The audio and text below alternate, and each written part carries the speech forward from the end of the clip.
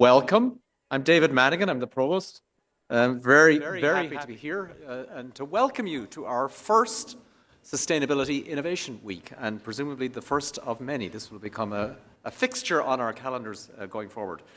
Thank you to everyone who has contributed to this work, our innovators who have ideated with us in this process, the students that submitted proposals, event organizers, speakers, and panelists, and especially Davis Bookhart for leading this. Thank you. It's very exciting that we've gotten to this point. So what we're celebrating this week is our community and the passion in our community and the creativity in our community in addressing some of what we all recognize to be some of the world's most pressing challenges. Our sort of special sauce at Northeastern is our engagement with the world. And a sense here, we are not an ivory tower. We're focused on problems in the world and trying to figure out how, working across disciplines, we can solve problems and move needles, and typically working with partners all over the globe, in fact, in doing this work. Sustainability and issues related to climate and climate change, it's sort of like the mother of all problems.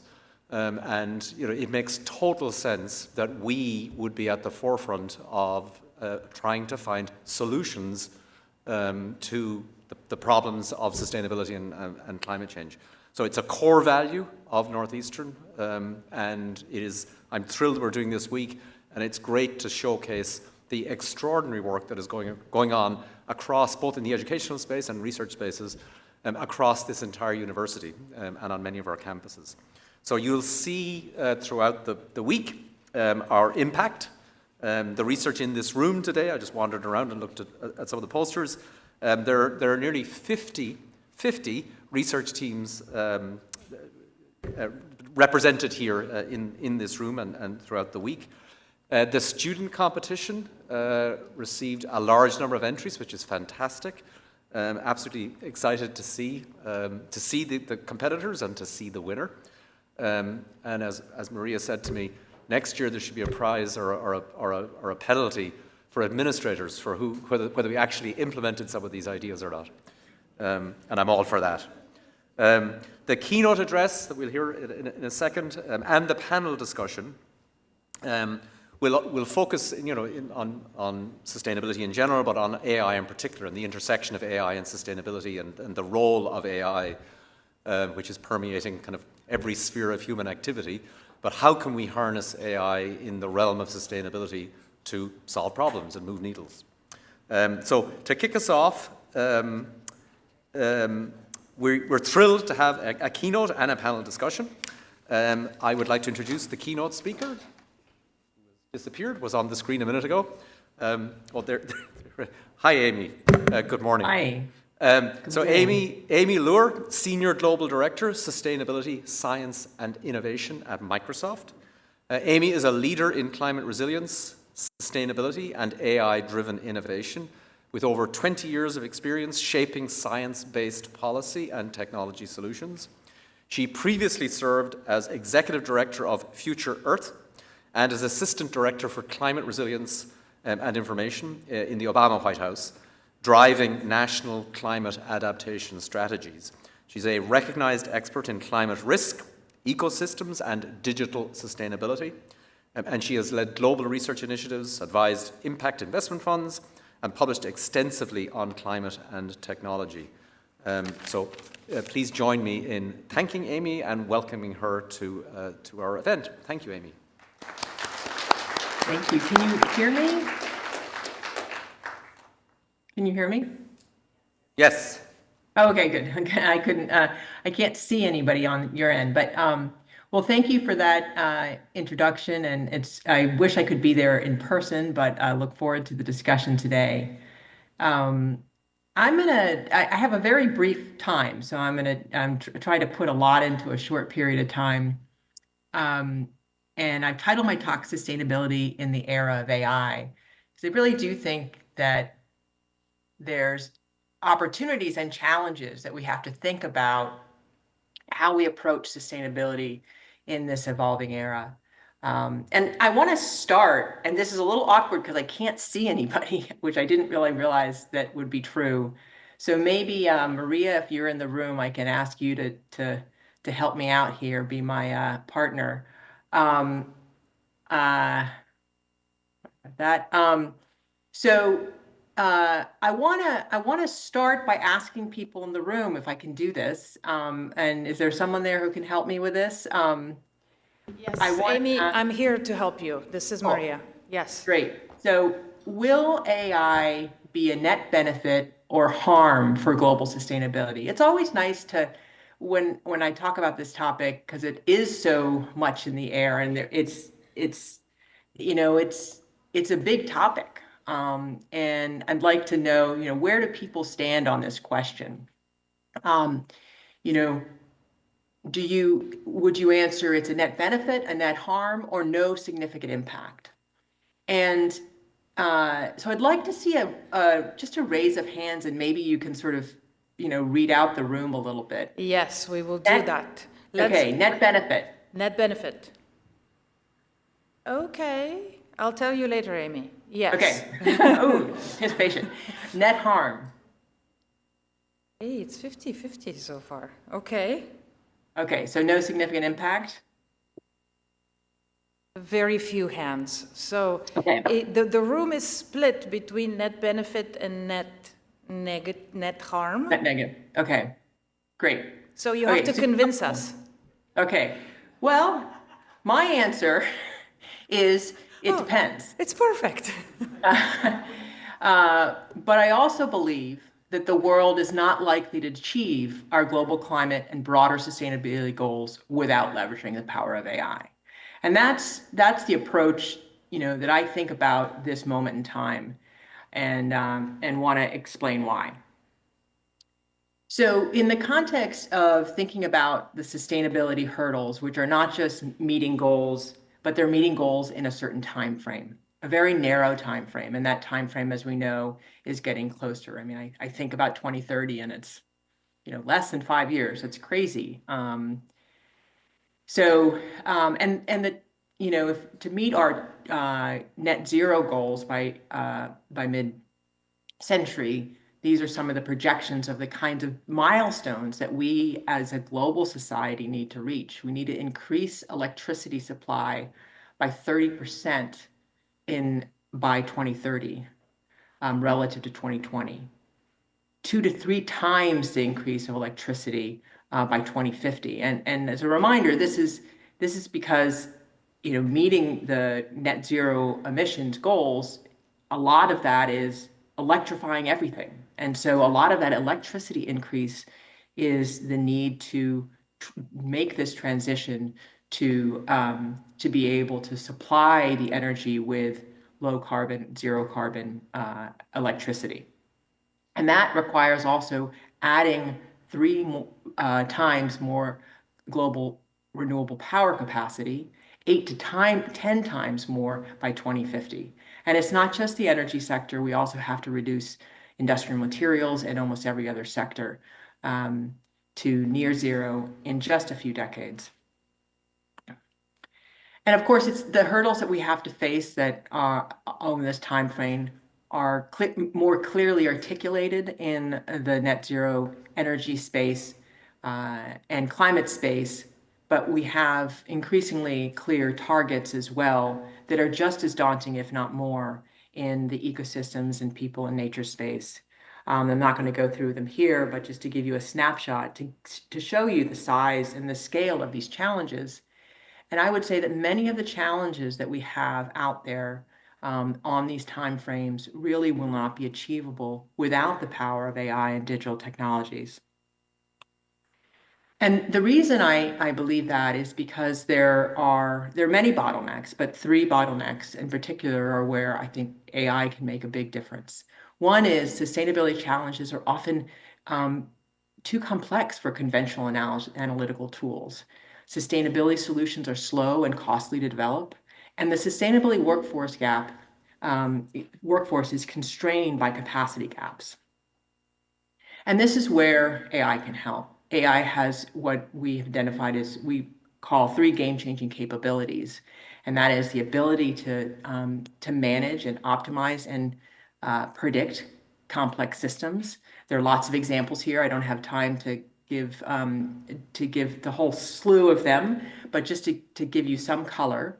In one area in particular is even the electricity grid. As I highlighted how we need to expand electricity to supply, it's not only have to expand supply, but we also have to manage a more distributed and more intermittent supply and demand.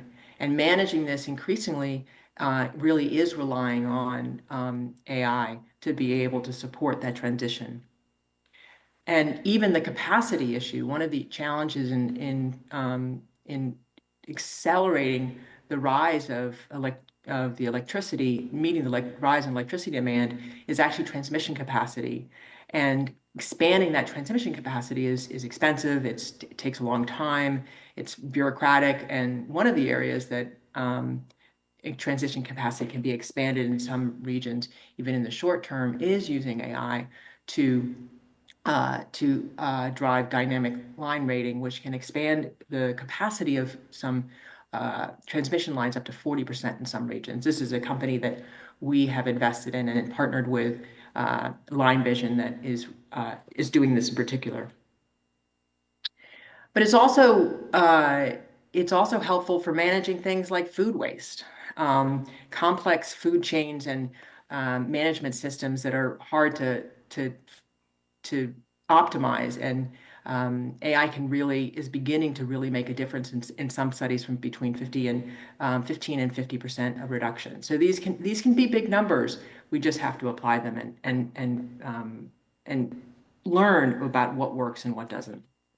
The second game-changing capability is that AI can accelerate and the development and deployment of sustainability solutions. We became aware of this in a very visceral way, if you will, during COVID, when AI really helped accelerate the development of vaccines from to just weeks, which really could have taken years with traditional methods. And this same approach of applying AI to that discovery of new materials, new products, new chemistry is really transformative to the whole sustainability industry, because chemistry, materials are at the foundation of so many different things: energy storage, carbon removal, industrial materials. There's a whole range of things that this could help transform, including our foods and crops. And this is just at the early stages, but it's really transforming how we do this and being able to accelerate that discovery, asking questions of the information rather than having to do slow trial and error. And we've already seen the implications of this, where we've in many different areas. One example is we worked with the Pacific Northwest National Laboratories to screen 32 million candidates in a very short period of time and help discover a new material with low lithium, which is low lithium for batteries, and then develop a prototype. We developed the material within weeks and the prototype within months to be able to have a new type of low lithium battery, which again is a critical part of the net zero energy transition.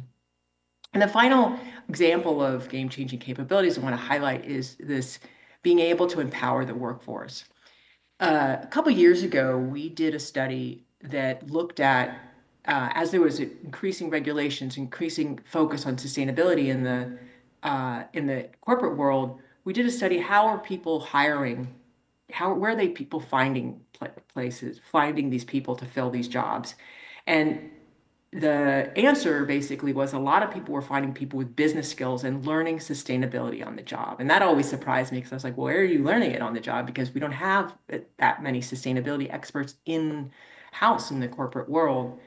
And following that, also, LinkedIn does a green skills report every year and shows that the demand for green skills is about twice as fast as the supply.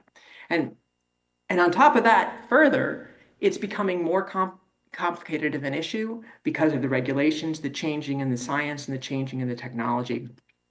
And so one of the areas that that AI can really help is to bridge that gap, to help have targeted co-pilots, coaches, to be able to work through the various different evolving landscape in sustainability, and to be able to target training in these different areas. And I think this is actually a hugely opportunity that we have to work out together. And one of the reasons I want to highlight it, even in particular in the academic community, is discussing how together to do that in a way that helps to train people. I think is something that a partnership with the private sector and the academia is valuable. And we've explored some of this in the context of a variety of different things that we've developed to help. We've worked with the UN to develop a prototype of UN Environment GPT, but also worked with the IEA to develop one in terms of their environment data, how to help people work through and analyze in a very specific way to the information in these large institutions that are typically hard to find even if you are an expert. Okay, so I've highlighted some of the reasons why I think AI is necessary, but I also want to highlight that although I think it is necessary to achieve the goals, it's not guaranteed to be an AI accelerator. This is a paper that I was involved in a couple of years ago, a few years ago, pre-ChatGPT, I should say. I think there were about 20 people, experts from around the world, different areas, and it was a paper on digitalization and the Anthropocene. AI was a big focus, not the only focus. But one part of this paper was looking at what does the projection look like in terms of how AI and digitalization will influence the climate. And you can see here there are 3 scenarios. One shows that it could drive and induce consumption and increased planetary destabilization. But then there are 2 others, and that really show this systemic efficiency gains, acceleration of innovation and technology that really can fast track the reduction. But the key point I want to highlight here is, of course, the outcomes of these are not all the same in the sense of they're really intertwined with these issues of democracy, equity, political agency, and understanding that path that we want to be on can't be separated from these social issues. So knowing that, motivated by sort of that image, I led this process to develop a playbook at Microsoft to say, okay, we can't just have AI just be out there and expect to have it be a sustainability accelerator. What has to be true, if you will, for us to be able to, not just Microsoft, but the world, to be able to get us on that low emissions, humane path. So we launched the playbook in 2023, at the end of 2023, and then just last couple months ago, we put out an update and a progress report on how we've done it. And I don't have time to go through all of it, but I do want to just introduce the playbook. So the playbook we have here is, so in the middle is the game-changing capabilities, which I highlighted, of what we see are the really critical role that AI can play in accelerating sustainability. And we have here a flywheel, the idea that, if we can get these going, and that we can really set off this acceleration in a transition, not just to net zero, but to sustainability broadly. But what has to be true, and that's our 5-point playbook, one is we have to invest in AI to accelerate sustainability. So in other words, AI is out there, it's got these game-changing capabilities, but if we don't apply it to sustainability issues, it's not going to do what it can do. And that might be obvious, but it's still worth saying, because I often get, well, we're not, we haven't seen as much. Well, we're not applying it enough in that areas as a global community. We're beginning to more, but I think there's more opportunity. The second is, even if we apply it, if we don't have effective data and infrastructure to be inclusive and representative to solve these global problems, we also won't be successful, at least not as successful as we could be. The third is we need to minimize resource use in AI operations, expand access to carbon-free energy, and support local communities. And the fourth is advance AI policies and principles and governance for sustainability. That is, make sure that the policies enable and incentivize the use of AI in proper ways, as well as the governance of AI in proper ways to ensure a sustainable and equitable path. And the fifth is building a workforce capacity to use AI for sustainability. So if all these tools are out there and we're investing in them, but people don't know how to use them effectively, that's also a critical issue. So those are the 5 plays that have sort of driven the strategy that I'm leading here at Microsoft. And also, eager to collaborate with peers in the world. I don't have time to go through all these. So I'm just gonna, but I do want to touch on number 3, which is the sustainability of the operations, because I think this one gets a lot of attention and it is an important issue. And so we have minimized resource use, expand access to carbon-free energy, and support local communities as the play, if you will, that focuses on the sustainability of infrastructure. All 3 of these are important. And we're working on these across the board, right? Improving efficiency of AI, advancing low carbon materials, optimizing the use of water and data centers. But these other issues are just as important, but I would say in the short term, really critical because of the way AI infrastructure is being developed. And let me say a word about that. So at a global scale, data centers are a relatively small portion of all of electricity. And I told you that electricity demand is growing very quickly, and that's part of the transition to a net zero energy sector. This is from the IEA's report last year, which shows that the dark green is the data center growth. The dark green is total electricity growth projected from 2023 to 2030. And then you see the breakdown of electricity demands from different sectors. And you can see there that data centers is about 3%. And so overall, AI is a fraction of that. But overall, this is not a major global crisis issue, the growth of data centers.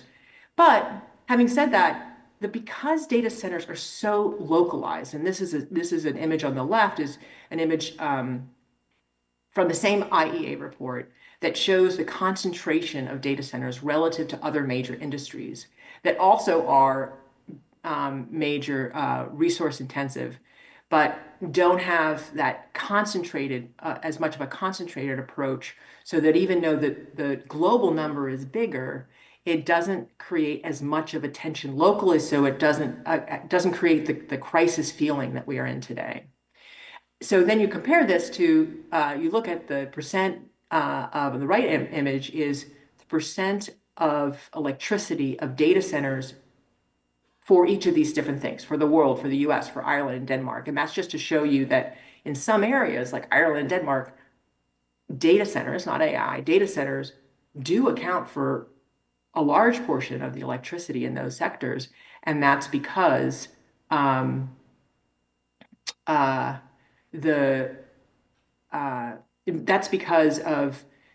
this concentrated effort. And so in that context, it's a really key part is expanding access to carbon-free energy, and we are working hard to do that. We've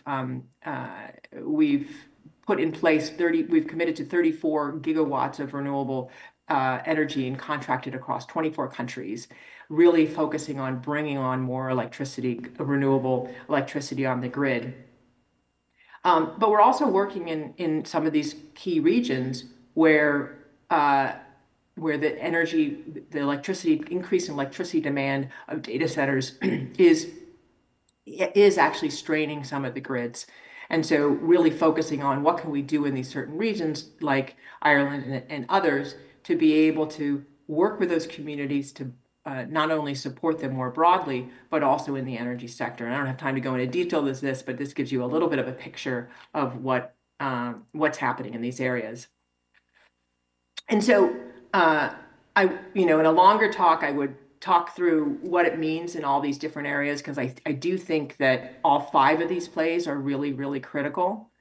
But again, as I said, I highlighted number three, just because I know there's a lot of discussion in this, and thinking about this holistically, as I like to say, it's, it's a local issue, even though it's often confused as a global crisis in the context of the energy and the emissions. It's a real serious sustainability issue that we do have to address. But I feel like if we concentrate on the real problem, then we'll be able to address it more directly. And so with that, I really believe AI can be a powerful sustainability accelerator, but it will require a concerted effort through public, private, and academic collaborations across all five of these plays. And that's where I think collaborations and engagements with communities like you, I think, is so important. So thank you for the opportunity to share some thoughts.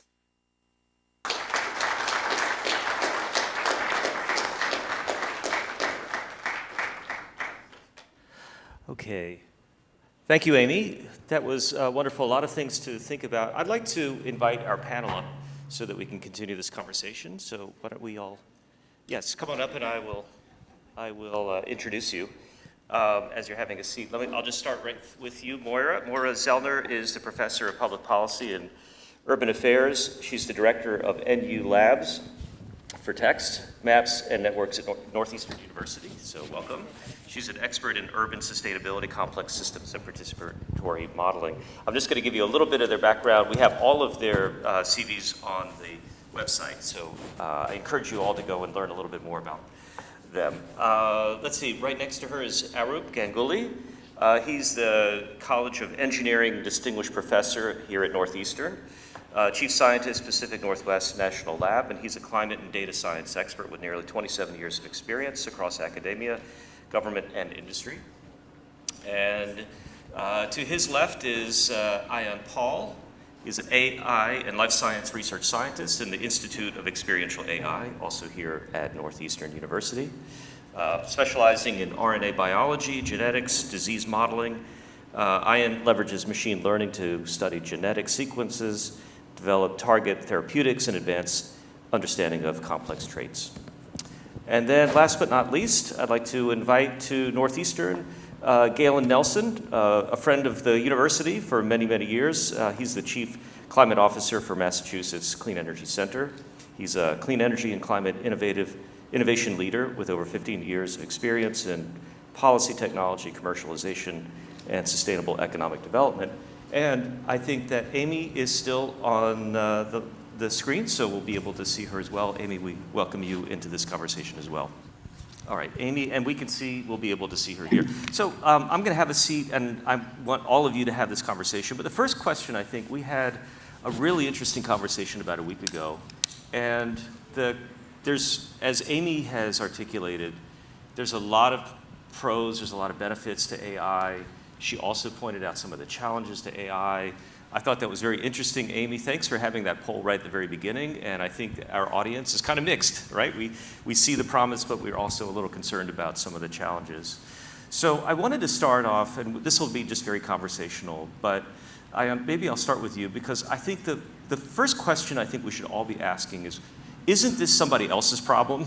Like, why should we care about this? If you are focusing on solving some of the problems from your own perspective, then why would we also be worried about AI as well? So maybe give you a quick.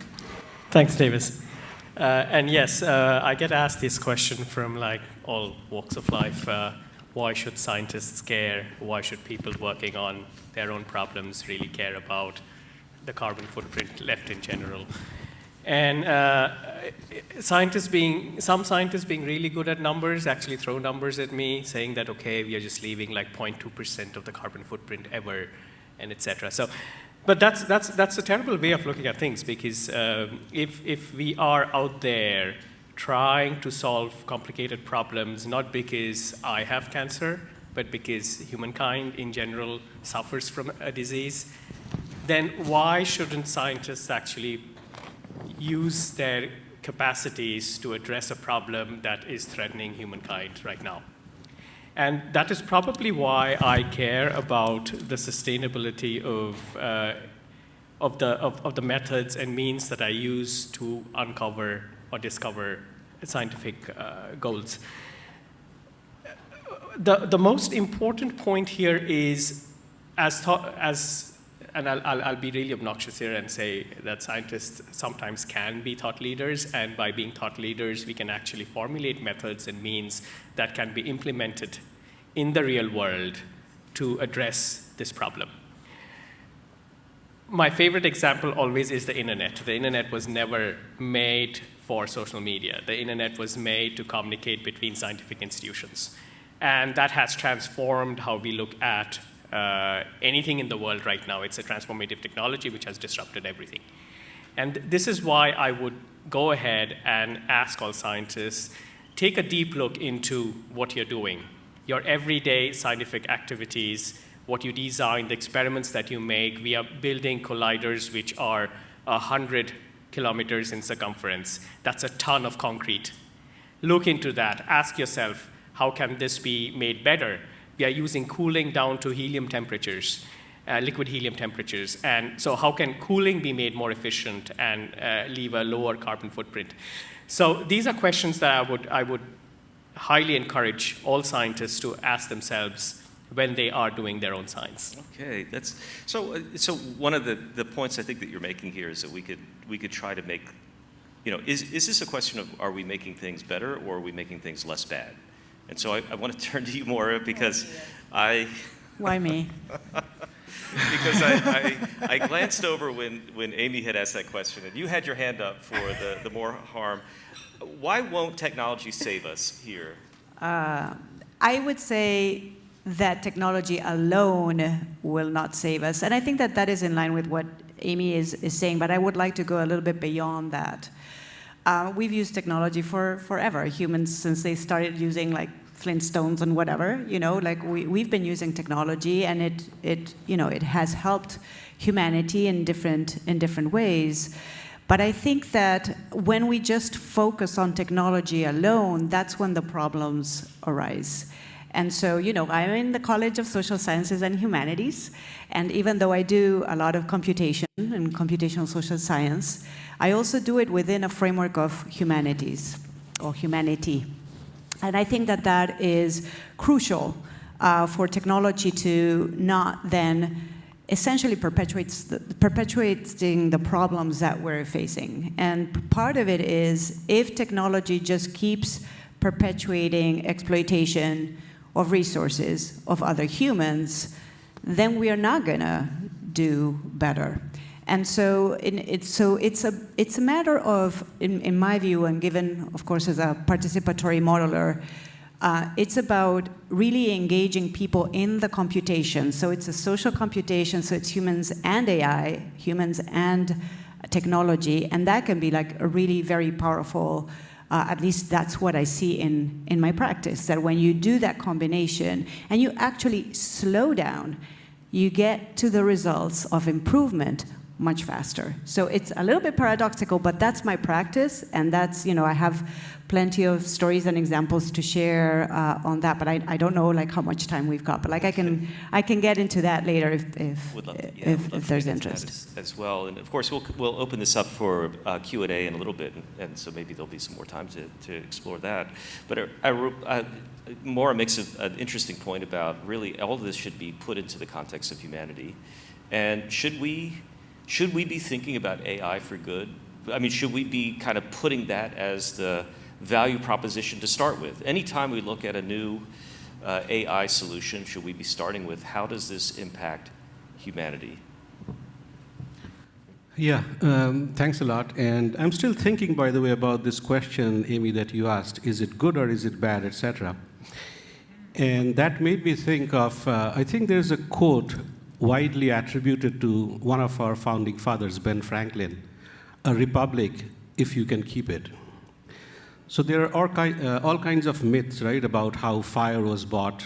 So you asked about humanity. Let me go to the gods first, about how fire was bought to humanity and etc.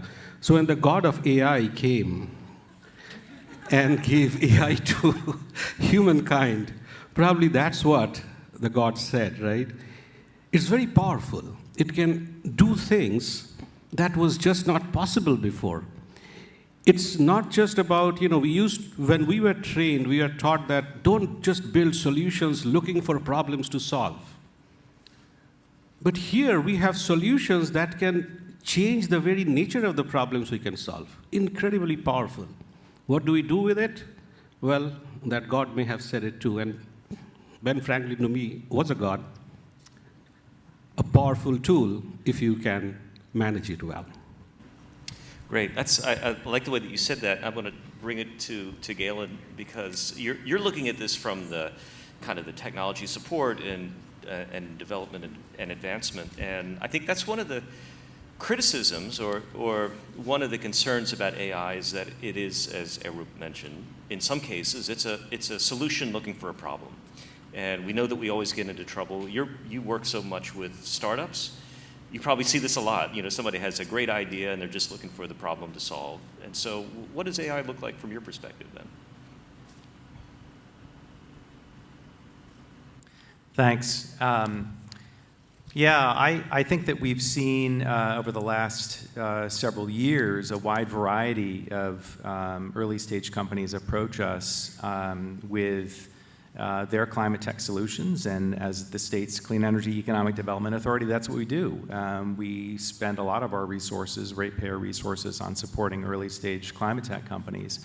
And I think we noticed a trend several years ago where a lot of companies that were perhaps leveraging AI as part of their technology play would really emphasize that in their pitch to us. So it became kind of this bright, shiny object that I think a lot of startups felt like they needed to say that they were using AI, even if it was a relatively small part of their technology play or their strategic advantage. And to be clear, for many, it really is. So, but I should just back up and say that as the state's Clean Energy Economic Development Authority, I think we're somewhat uniquely situated in this rapidly evolving AI landscape, and that we both care a lot about and are, I think, very hopeful for the potential for AI to rapidly accelerate climate tech innovation to address many of our most difficult climate challenges, but simultaneously very concerned about the energy use associated with AI. And again, there are really promising innovations with regard to, for example, data center energy efficiency. But getting back to the first question, I think whether or not there's kind of whether this will be a benefit or harm, I somewhat sheepishly raised my hand slowly in the net benefit group, but I think my real concern is that there may be short or near-term harm and hopefully a long-term benefit, but that will really depend, and I really appreciated Amy's remarks about policy frameworks. I think in the same way that we realize that we can't achieve our climate objectives without putting energy justice and energy equity at the center in order to build the broadest coalition and to make sure no one is left behind, I think the same can be said of AI, which is to say that we need to put sustainability at the core of our thinking with regard to regulatory frameworks to make sure that we leverage the best outcomes. All right, so I think that there's some consensus on the panel that humanity, you started that, Moira, thank you, that really should be kind of at the forefront. Amy, I want to bring you back into this because you had a beautiful metaphor of the flywheel, and I like that idea. A flywheel is an energy storage. I think it's basically the mass of the flywheel multiplied by the speed of the rotation is the amount of energy that it's an interesting metaphor, but it also means you have to put all of that energy in. You have to front load that energy to get the benefits back out. So are you seeing this as a long-term series of investments? Are we getting this out, or are we looking at this in terms of we're like getting that flywheel spinning, and that's going to take a little while, but eventually we'll get to the benefit stage? I mean, I think the flywheel is that, once you get it going, it keeps going, right?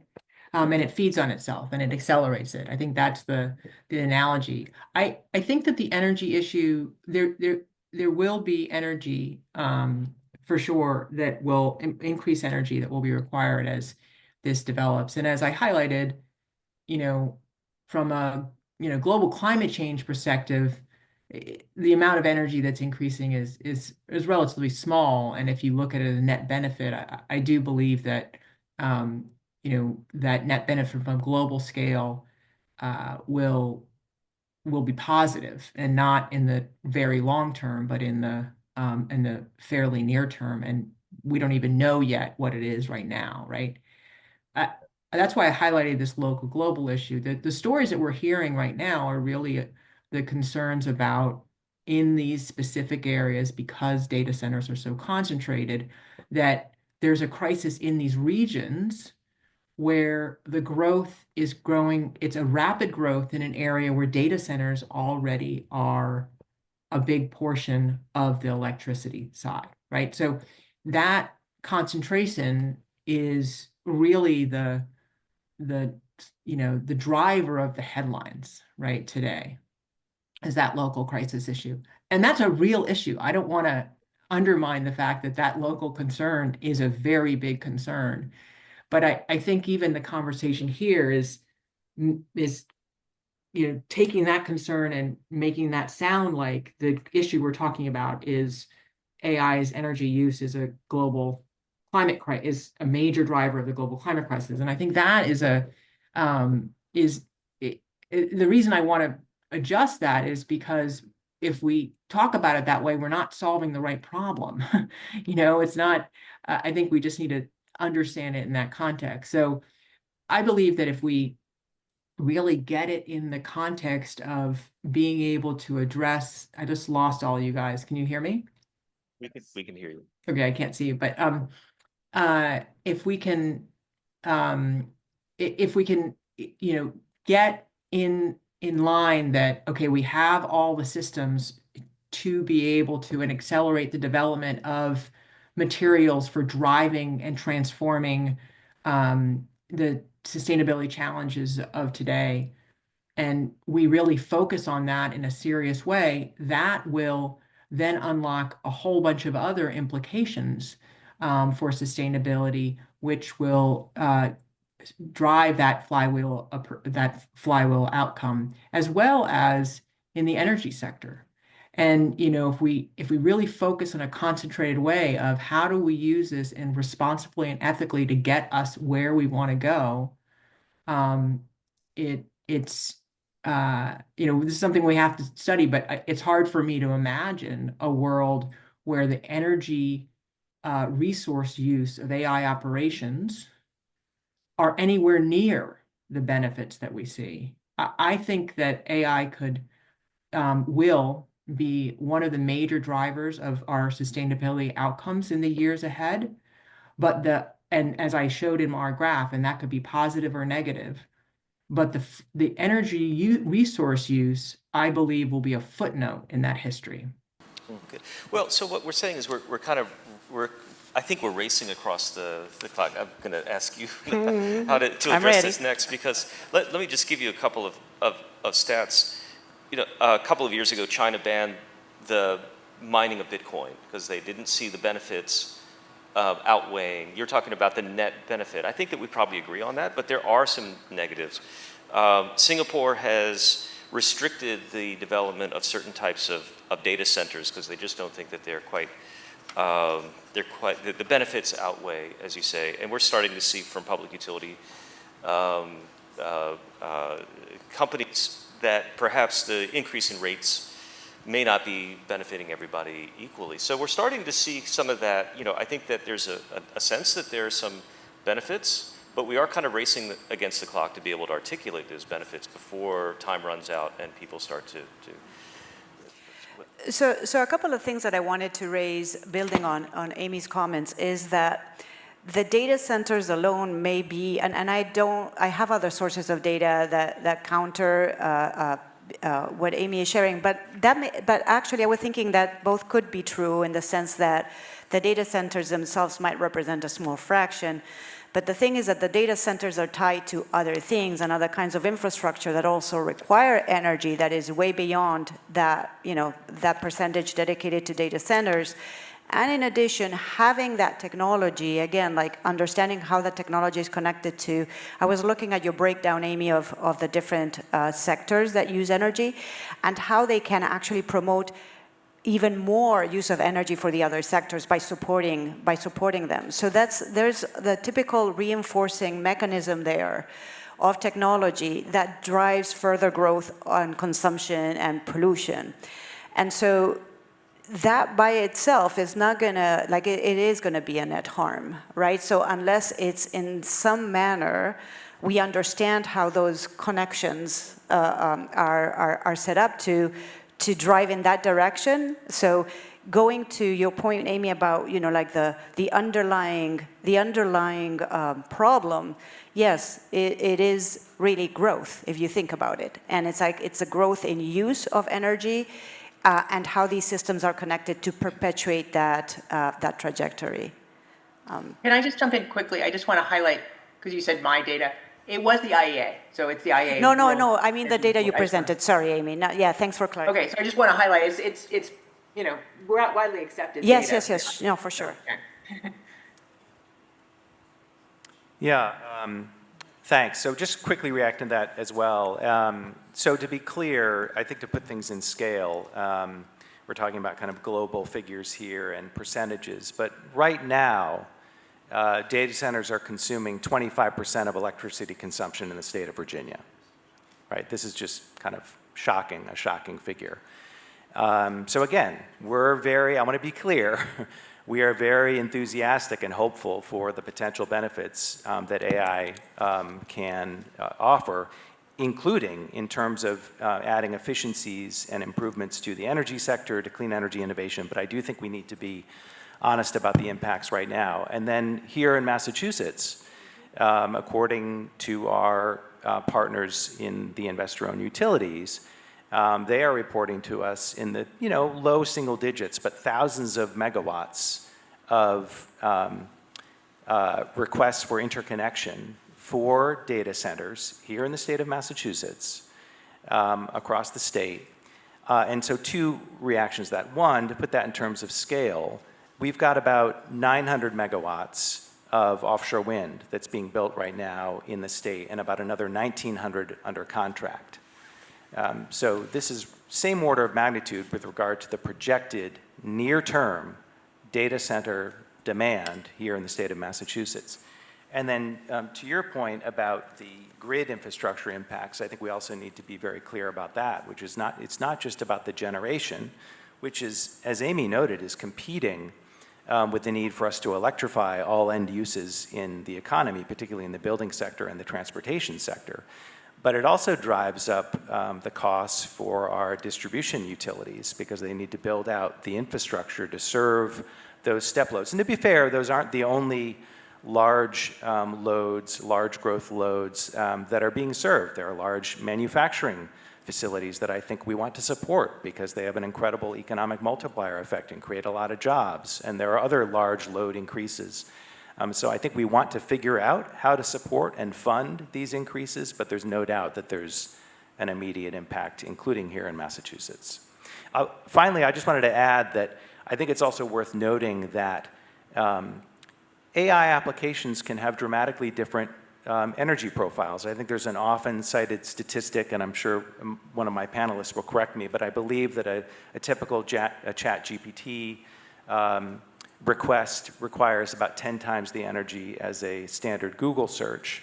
It's also worth noting, I think another illustrative example is that AI generated images require about 62 times the energy as AI text generation. So in the same way that we've recognized that different building materials have different levels of embodied carbon, I think we might want to start thinking about the fact that different AI applications themselves have very different energy signatures. Well, there was some discussion, I forget by whom, about the short-term pain and long-term gain. we have to be a bit careful, especially in the context of technologies such as AI. There could be a runaway effect. I think it was the economist Keynes who said, in the long run, we are all dead. But point is that, and especially long run, I mean, as somebody who does climate science and engineering and modeling, among other things, the longer run you go, the difficult it is in terms of prediction. Your uncertainty grows. So one thing is, I think we need a bit of humility here. The benefits of AI, especially, at least from the way I look at it, in climate context, let's say, for adaptation, which has been called managing the unavoidable. The benefits are tremendous, no doubt about that. But at this point, we do not need to be, need to sort of hand wave. We have tools for risk analysis, resilience analysis. They are not perfect yet, but maybe we can bring some evidence-based, data-driven ways to say, it's not just my belief. I brought God in earlier, so belief is for the gods and between gods and humanity. But this is science, this is risk analysis. Let us do evidence-based, data-driven studies to understand what are the risks as much as we can, and also what are the uncertainties. And also be a bit, keep our humility intact. There are things we may not be able to understand too well. Yeah, please react. So I came with a story today. It's the tale of two Williams. William Jevons, an English economist back in the 19th century, came up with what is known as the Jevons paradox, and that is, if the cost of a commodity goes down, it doesn't reduce the overall cost to humankind, it just might increase it because consumption will increase. So even if unit cost goes down, consumption increases. And even with AI, we are on this trajectory.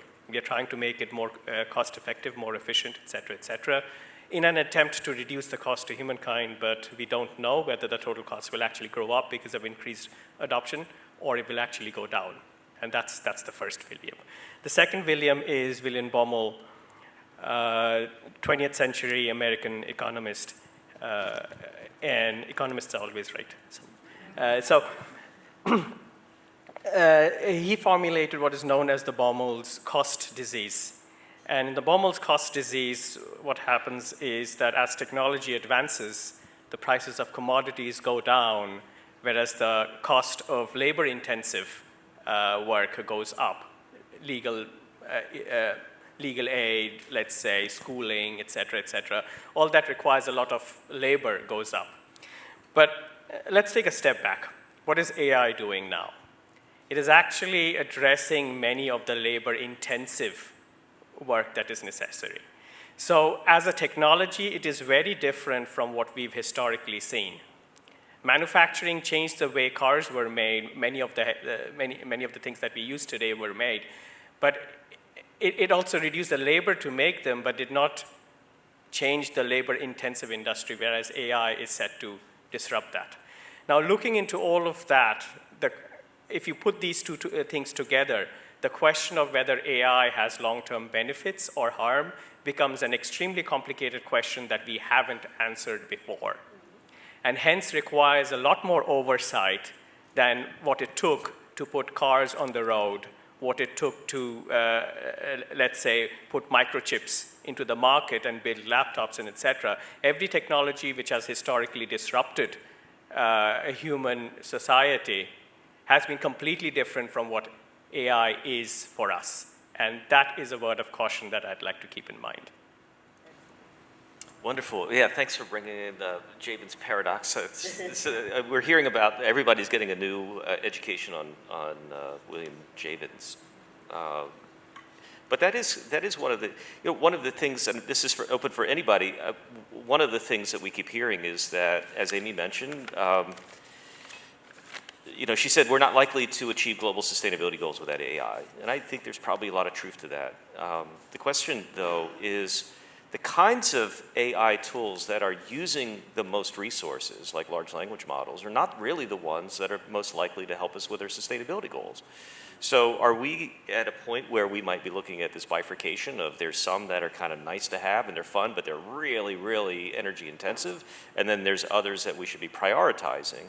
You know, when do we get to the point where a discussion starts to open up and say, we should really be putting these into some kind of a priority matrix? Is that coming? Yes. There is a false dichotomy here. Okay. So modeling, it's easy to make that the stepchild. But problem is, in the future, we don't have observations, unfortunately.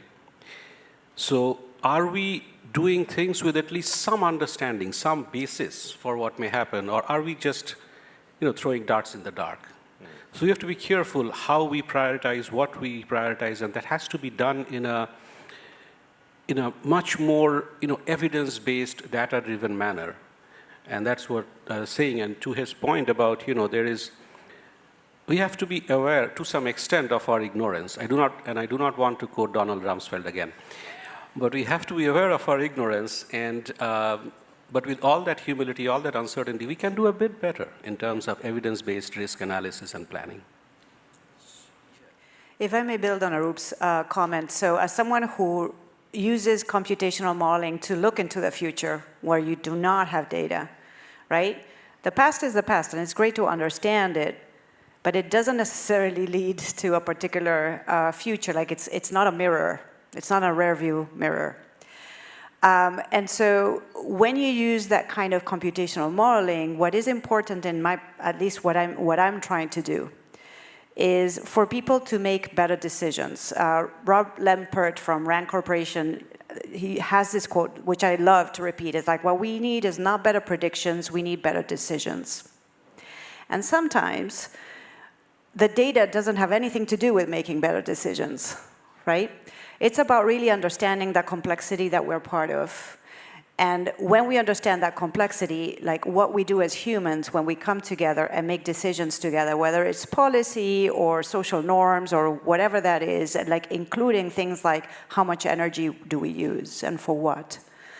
And so, again, I want to go back to the idea of like embedding the computation within the humanities and social framework of how people make decisions together with the technology that is available to support them to experience that complexity and really have an experiential knowledge of it through this, for example, a participatory approach. So that's what I wanted to add as one hope that I see, like if we can embed all of that process with a sense-making, meaningful human process, then I think that we're in the right direction. Okay, I love that. I'm going to send this to you, Amy, because I think what we're saying here is that it is possible for us to be looking at these kinds of tools. We need to have good data, but on top of that, we have to make good decisions on that data. So, Amy, from the private sector point of view, who makes these decisions? Is this a light touch government policy where we say, let's let the industry decide how to prioritize, or do you envision decisions being made from somewhere else at some point? Well, there's two types of decisions. I heard that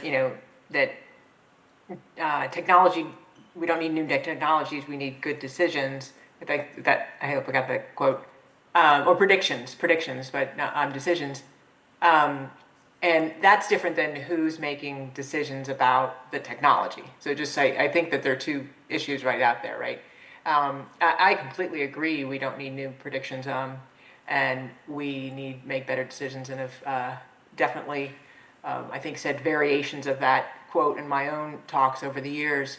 I think one of the things that generative AI does, which is so powerful, is not just make predictions. I think it's a huge tool to be able to think about scenarios together in a way that humans alone can't. And I think that is something that has been still to be explored more.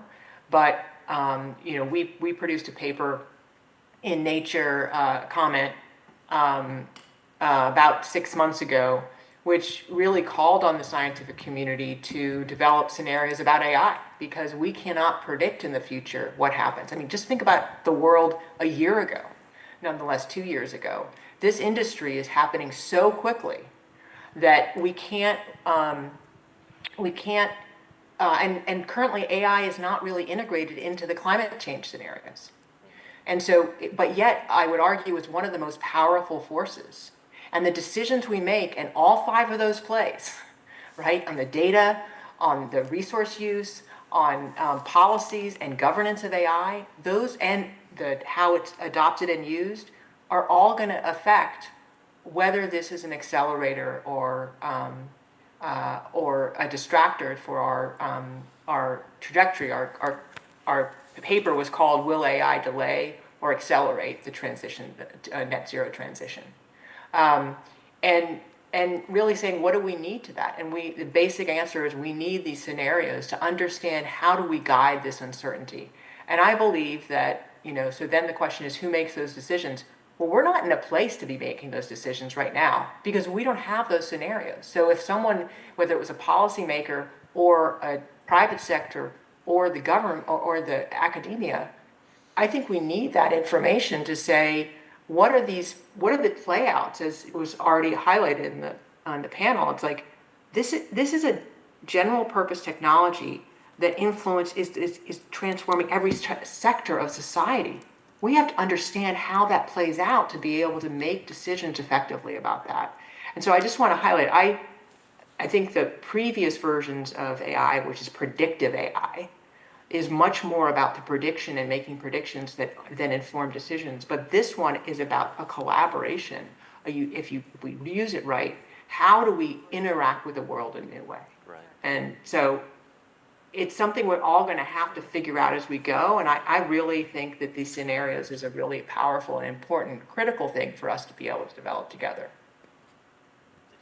Did you want to No, we were just chatting because that's exactly the premise for the platform that I'm exhibiting in the back, Fora.ai, which doesn't have the AI component yet, but I'm hoping that we will, and precisely for that purpose, Amy. So it's like totally in sync. Thank you. Well, so we have, and I'd like to get your thoughts on the scaling because, as we mentioned before, we are kind of in a race against the clock. And in an ideal world, Amy, we would want to just take a step back and take a look at what's happening and try to gather all the data and all the evidence and analyze it in a way that makes sense. But this is happening in real time. This is happening at breakneck speed, and there are real ramifications. And so one of the possibilities is that we run out of time and somebody does make decisions. You're kind of in a position to make some decisions in terms of the way that you are supporting different startups. You could put some requirements, for example, or you could take some off. From your point of view, do you see kind of some of the decision making coming out of the hands of the people who are moving forward at breakneck speed, and part of your industry or basically your sector is to say, okay, well, if we're going to support this kind of technology, we want to make sure that we put some guardrails around it. Well, I should say, just quickly reacting, that there was wonderful coverage of, I believe it's Lila in the New York Times yesterday, this predominantly MIT spin-out that is leveraging AI essentially to accelerate the scientific process, which I see as, frankly, a wonderful application for AI. And we've heard about some of these examples, right? Perhaps earlier on, which is materials characterization, identification. So whether if you're thinking about novel battery chemistries or grid planning and management, I think one of the applications referenced in the New York Times article related to identifying a new material that could serve as a superior membrane in hydrogen electrolyzers, as well as a material with superior performance for direct air capture, carbon capture. So I think there are some wonderful examples there. I'm not sure if we're ready yet to answer your question specifically. I don't know if we know enough yet to begin to put limits around what we might support or not, other than, I think, asking critical questions around, does this startup have a kind of a data moat? You know, what's the quality of the data that they're using, that they're accessing? And then, of course, we think about all the other typical questions that we do with any startup with regard to the strength of the market, the strength of the team, the novel nature of the innovation, and so on. So I don't know if we're prepared to take that step yet, but I think that's a very active discussion for us. Yes, it's just thinking one thing, and especially since Garen was mentioning and knew about the startups. So I'll start first with quoting Bill Gates, and apologies in advance, Amy, for this audacity in front of Microsoft. But I think at some point Bill Gates was asked, so what do you think is in the future of IT? And he said, I'm the wrong person to ask. Because if I really knew, then Google and everything else would be Microsoft today. So things change quickly. And you're absolutely right, I think. I mean, one set of people who should be on this table, and they are this newer generation of people who are very socially conscious in a variety of ways and very innovative and are already forming startups, including from Northeastern in, climate resilience with AI, etc. The thing is, though, some of them, not all of them, some of them are often veering away from VCs and going the route of grant funding like small business innovation research or, actual paying customers because of not necessarily equity dilution, but scope dilution. Oh, you're doing climate. Weather is better, faster ROI. Okay, we are also interested in weather, but this one is about climate. Weather, okay, fine, but how about hedge funds and, futures market? We are interested maybe in futures market, but this one is about weather or climate. So that scope dilution sometimes happens very fast. So you have to have, but what gives me huge optimism is when I look at my students, undergraduate students, graduate students, PhD students who come to me and said, hey, Arup, we talk a lot about, this doom and gloom, everything is going to, climate is going to do this, sustainability. I say, I'm sort of defensive, yeah, but you don't do anything about it. I said, what do you want to do, Evan? Okay, I want to build this thing. So there is a lot of optimism, there is a lot of hope, a lot of, some desire to do something that's socially impactful while balancing profitability with, technology. So that is where I think the hope is, and those are the young folks we need on this table. Wonderful. All right, you have one. Yes, I'll just add a little thing. I mean, after I'm done quoting economists, I'll quote biologists. For biologists, there's a difference between structure and function. And structure is easy to predict, function is very difficult to get at. And that's the difference that we've been talking about, the difference between prediction and decisions.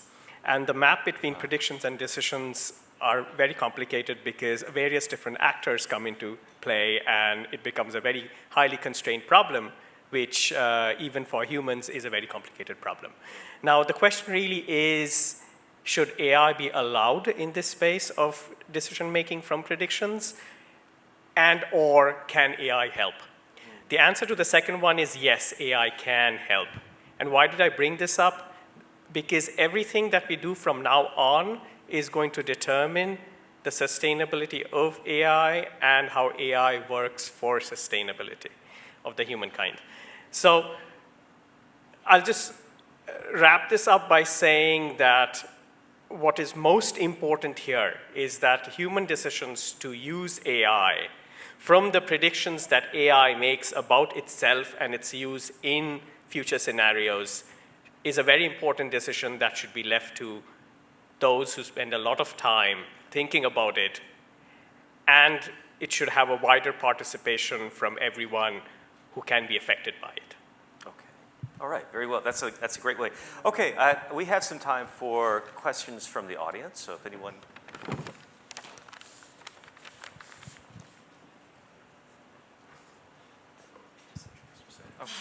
I'm Phileas. I'm a software developer at Wolfram Research.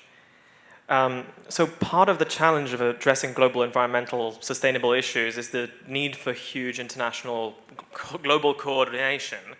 and that implies multilateral negotiations and norm-making between sovereign nations. Many countries, including the US, are now sort of positioning themselves against multilateralism in international relations. And so I'm curious, what do you foresee, worry, or hope that the impacts of AI will be as it relates to international relations? And could you comment on its potential impacts on the achievability of sustainability goals? Thank you. Nice question. Nice question. Who would like to jump into that? Do you want to go first? I can react quickly it's in a somewhat adjacent way, which is to say that in this new era, with the new federal administration, there is increasingly, there has always been, but there is an increasing volume of subnational, state-to-state, state-to-nation coordination around a wide variety of climate action, energy transition challenges and solutions. So that doesn't entirely answer your question, but I'm happy to report that the state of Massachusetts is engaged in those types of discussions and will continue to be. And my hope is that very active and vocal state and subnational dialogue could help move the needle with regard to multinational agreements. I don't think I'm overly confident about that over the next 4 years, but I think we need to do our best in this environment to minimally to share best practices across borders at different scales. Amy, you represent obviously a multinational corporation. Are you starting to see, reflecting on the question, what does that look like from your point of view? I think this is part of what I was highlighting before is that there's a lot of uncertainty out there in terms of how this will play out, and there's a lot of efforts for governance of AI, how to manage that broadly, and that is overlaid in the context of the geopolitical dynamics that are unfolding today. And so I think it's hard to predict what that means for international relations. I do think that there's a combination of a competition and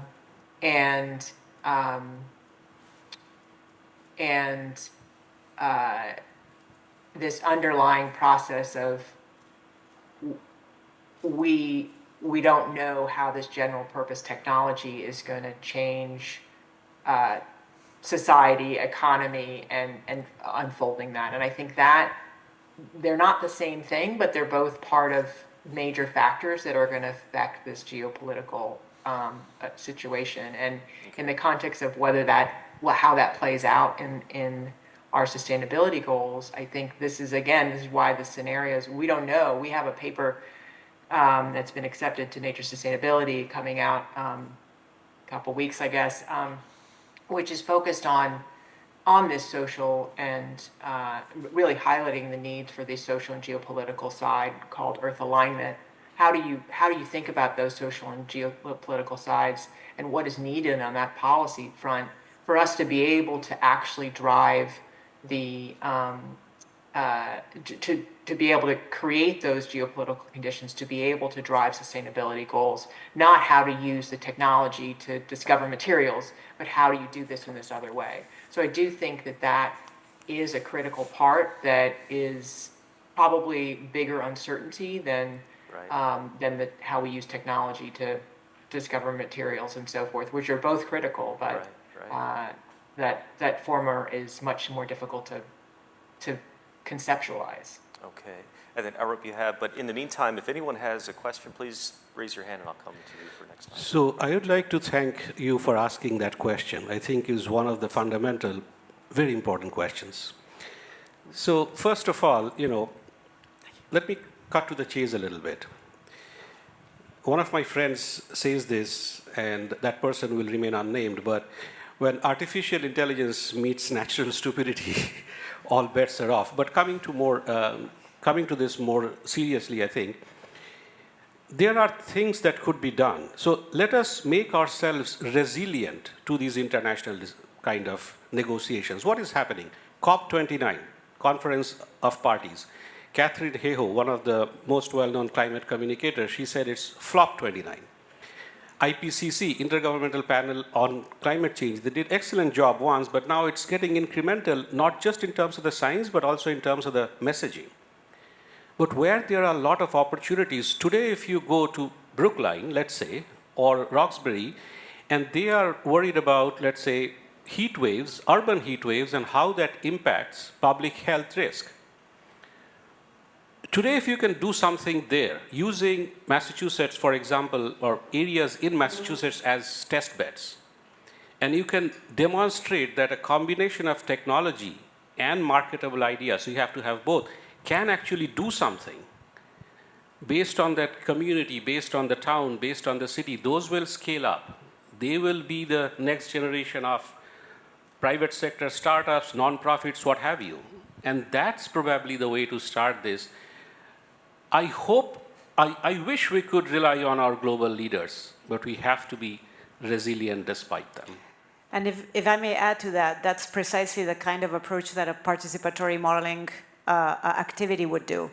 And I can tell you from my experience doing it, developing the tools and developing the approaches and practicing it with communities at different levels, including with Maria Ivanova here, who's a leader in the United Nations, and that kind of like multilateralism that is needed, whether the big states are part of it or not, is that the transformation that you see in just 1 hour of coming together around these practices is pretty amazing, and it does ripple through a system and through a community, and that can be applied not just at the local community, which is very important, but you could do it with world leaders and ambassadors from different countries, and that is incredibly impactful as well. It changes, and that's what I meant by having the experiential knowledge of complexity. When you engage in that kind of activity where you're modeling complexity together in very explicit and transparent ways, then people change because they understand that complexity because they've experienced it, and they make decisions then or have insights that are very different from what we typically do. And so I am very hopeful about those practices, and that's why I do what I do. So come visit my class. All right, we're bound. We have about 10 minutes left, so we're going to go into a rapid-fire question. I know that there's a number of other people with questions here. So we'll make the question short. We'll try to keep the answers short so we can get as many in the next 10 minutes. So Hi, everyone. I'm Avi, and I'm an intern at Planck Energies in the back. So my question is, and this is for anyone on the panel, in science, especially with materials discovery, it's so easy to fail and then want to still like fabricate information or have something from your data. And so my biggest concern is just misinformation with AI, and what we have right now to combat that, and what ideas you guys have in the future to deal with it. Thank you. thanks. I'll probably take that. Yes. So it's a tough one because misinformation is not quantifiable. It's a very subjective thing. Sometimes it is quantifiable when there's a truth, but ground truth in society is very difficult to come by. So how do you combat misinformation generated and propagated by AI? And we've been dropping the word experiential a lot. We've been dropping the word human in a loop a lot. And that is one way of doing it. Why do I say that is one way of doing it? Because the human actor in the loop might be an adversarial actor who actually does more harm than good. So it is not a perfect solution, but it is a way of mitigating misinformation. The second way is awareness, and awareness has been grossly missing in the internet revolution over the past couple of decades, because humankind was not prepared to ingest as much information as was thrown at us. And this is a evolutionary problem because we've never come across so much information in the past. And suddenly we have it all and we don't know how to verify all of that. However, the hope really is as things progress, and since I'm a scientist, I always look at trends. And the trend has been that misinformation has been better tackled over the past few years than, let's say, a decade back. And I just say there needs to be a lot more governance. And by governance, I don't mean a government walking in and saying what needs to get done, putting in mandates, but rather governance even at the micro scale where everyone who is the user, the stakeholder, et cetera, realizes what the rules of the game is. And this would be my short answer to your question.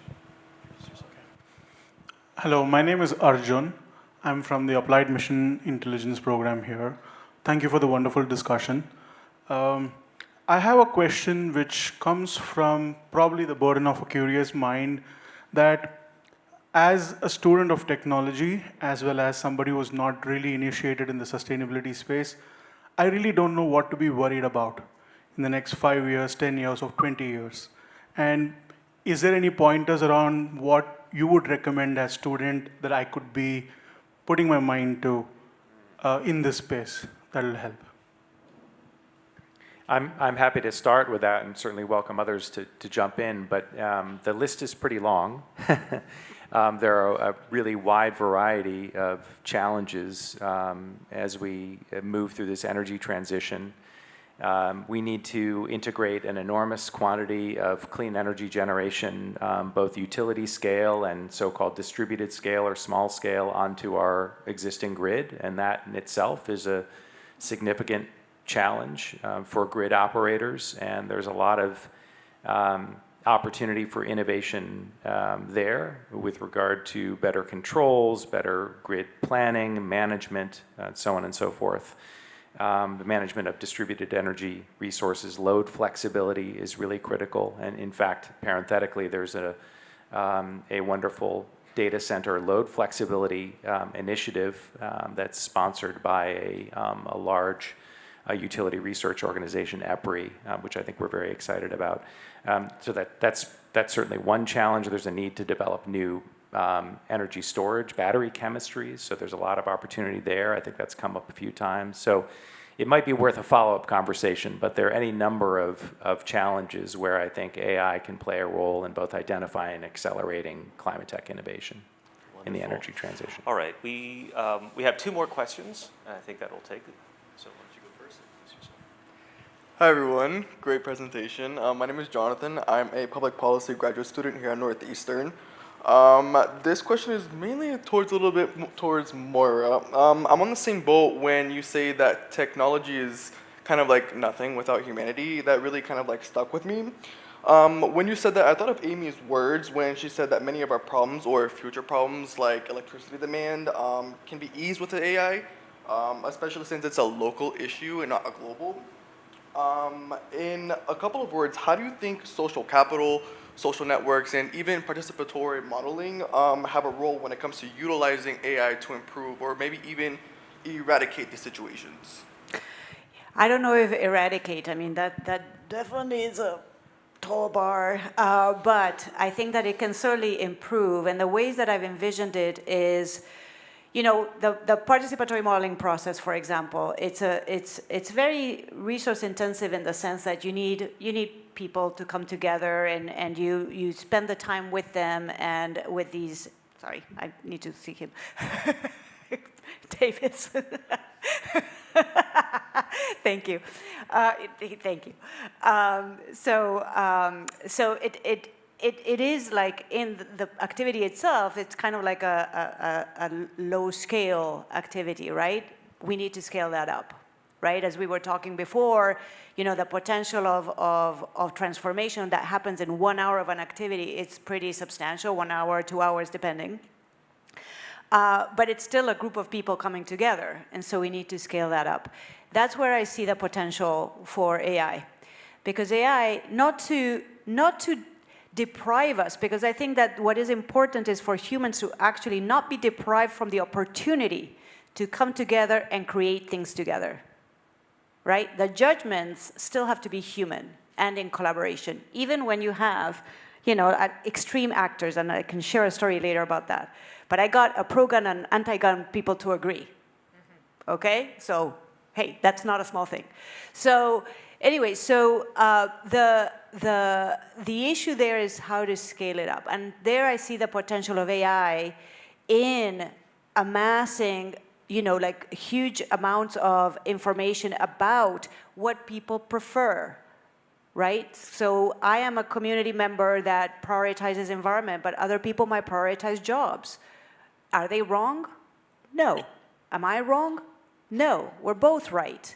But like, how do we deliberate when we have like 1 million people, each one with their different sets of priorities?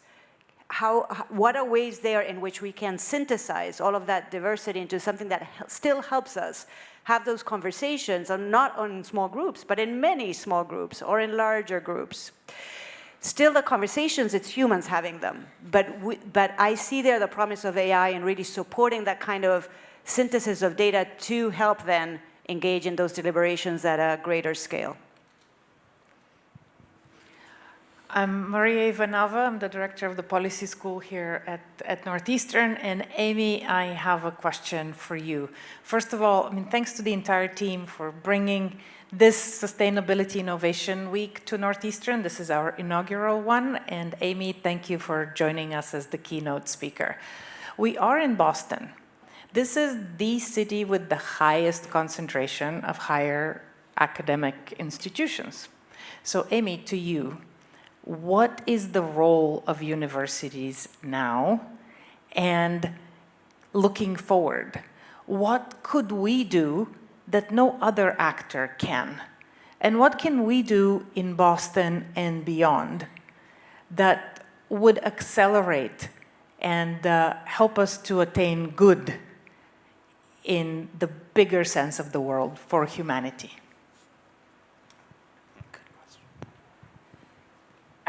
Thank you, Maria. Not surprisingly, it's a very big question. I might narrow it and put, I'm assuming you're asking that in the context of AI and sustainability, because otherwise it would be too big for me to put my hands around. That's big enough. But I would say, I really do believe that public-private and academic partnerships are really critical, and saying that in general isn't very helpful. So a few areas in specific is, one, I do think that this idea of, you need that kind of collaboration for working through these scenarios that I said. I do think we need to think about what are the scenarios of the future and how can we develop those with the academic community, but you need the private sector there, and you need at least government representatives to think for them to be effective. I think another area that's really huge, that where collaborations with academic institutions is important, is how to effectively, I mentioned this earlier, in terms of empowering the workforce and how to developing how to use AI in ways that can help us collectively learn better. How can we help to see the future, explore the future, let me say, correct that, instead of see the future, explore the future and collectively learn in a way that drives us, that, allows us to develop tools for managing uncertainty in a way that we couldn't before, and complexity. And I think that there's a way that I just had someone here at, I was hosting a workshop yesterday with someone from Stanford who was talking about this too, is, as universities think about training, how do you use AI in the educational system in universities? There's a component of that doesn't have to stay in the universities. It's like that process has to be about how society is learning these tools. And thinking about these together in a unified way is, how do we use this as a training mechanism in school, and thinking about the ethics and all these other issues as part of that, but also how do we bring that to, whether it's governance issues, whether it's, in the corporate sector, I think that that is not a fully explored, definitely underexplored area. And I could imagine that being explored in an academic setting and in a corporate setting. And doing those separately, they might have some good in them, but it's not going to get that collective humanities solutions that we need. And that's one of the areas that I think is really exciting. Thank you, Amy. That's great. You've given us a task here at the university. I think Maria's nodding. I think that we'll accept that task on behalf of Northeastern University, that will put the humanity and focus on society back into the research on AI, which I think is a great role for us, especially for Northeastern. This is what we do. I think this is how we do it, and we not only do the research, but we also build that into experiences as well. So thank you for that. That's wonderful. That's a wonderful way to wrap this up. So if you wouldn't mind, give everybody a round of applause for our great presenters today, Amy, Maura, Arup, Ayan, and Galen.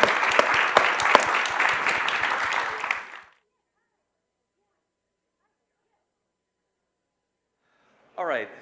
Welcome back, everyone. I know there's a lot of people still eating some food, but you can see us from there. This is an exciting part of today. We have a sustainability innovation competition. We've got over almost 24 entries from students from all over our global campus, our global network, with some really terrific ideas. We had to shortlist it down to our top 5.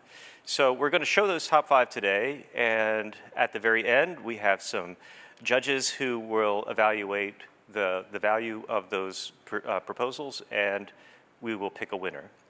So let me introduce Leah Bamberger, and if you could introduce the... Yes.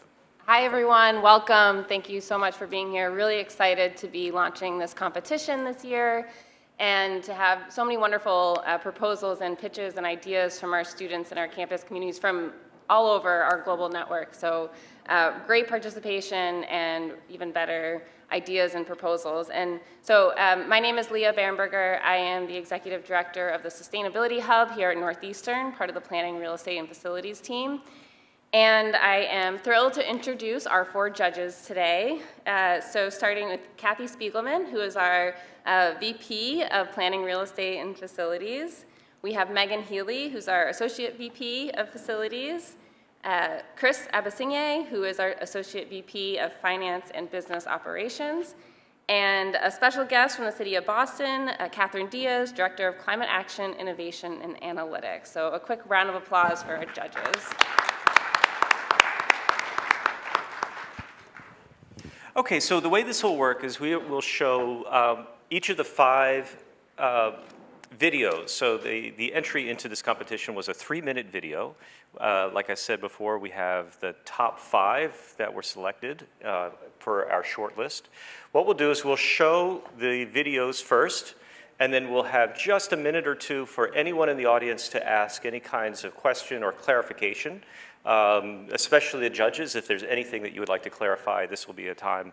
And so what we'll do is we would like to invite when it's time for the video, we'd like to invite the teams up on stage so that as you're on stage, if anyone has any questions, then you can answer that quickly. So without further ado, let's get started. I think the first video that we'll see today is from a team called Sustainabite. And the members are, let's say, Tammy, Olusowan, and Lydia, and did I miss one? And Levi. Lydia. And. Oh, Levi. Oh, yes. Okay. All right. So without further ado, why don't I ask you to come up on stage, and while you're doing that, then we'll show the video.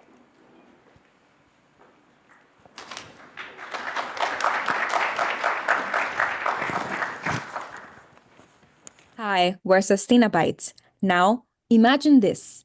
The average college student generates about 142 pounds of food waste per year. And across US colleges and universities, that adds up to 22 million tons of food waste annually. Now, Northeastern's dining hall is grappling with this issue. And in some in-depth interviews that we learned about, my team and I learned about, we understand that some of the issues contributing to this are large portion sizes, inconsistent food taste, and a lack of awareness in general about sustainability and its benefits. Now, we know that food waste is not just an environmental crisis, it is an economic issue. So, how can we tackle this? This is our approach to addressing fighting food waste at Northeastern for maximum impact. Introducing to you Sustainabite. This is a two-pronged approach that addresses the issue from the catering side and from the student side. With the catering side, we're looking at introducing a portion control and taste to try sampling station. This is a low cost and high impact solution that is also highly scalable because you can easily start with one dining hall and expand to the next dining hall. How to achieve this is we'll be training staff to serve smaller food portions with the spoon servings, the portion control spoon servings, and letting students know that they can request more if needed. With our Taste to Try station, students will also be able to sample meals on a smaller scale before choosing a full-blown meal. We'll keep this process intact and efficient with feedback loops as well and satisfaction ratings. Now, on the student side, we're looking to introduce a Green Plate Awareness and Reward Program. This is essentially a gamified incentive program that has effortless tracking with Husky cards and the Get Mobile app, and highly scalable as well. In this program, we'll have GPAs who are Green Plate Awareness Ambassadors who will be tracking their sustainability habits to earn points in the dining hall. Now, they would have rewards and incentives through these points, and also have a leaderboard that they can have competitors and rewards from. Now, with all these initiatives that we're introducing with Sustainabite, we see that Northeastern has the opportunity to reduce food waste by at least 25 to 30% while improving campus sustainability culture across campus overall. With Sustainabite, we are confident that Northeastern can have a long-term and sustainable dining culture that generally benefits both students and the environment as well. Thank you for listening.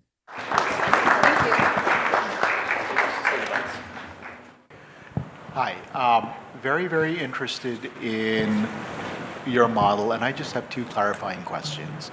My first question is, when you reference catering side, are you referring to catered events, or are you referring to the food service provider?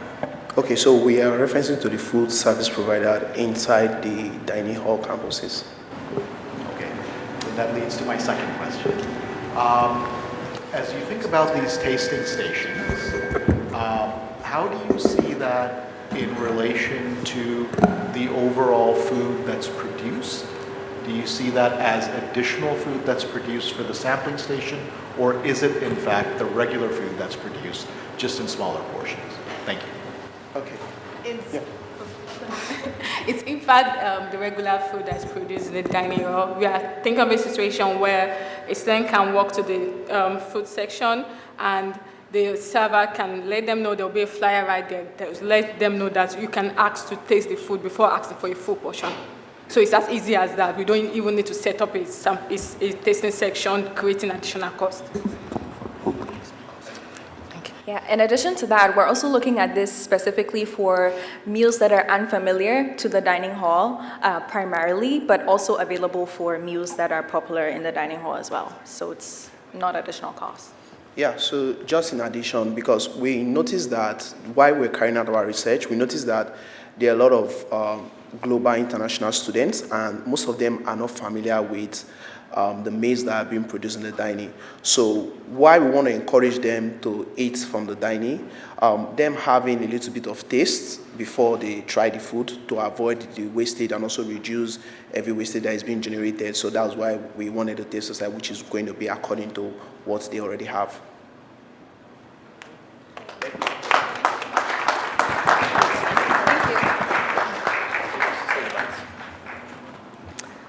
right. Great. Our next award or finalist is Mariam Azmeth, and the video is My Emissions Tracker.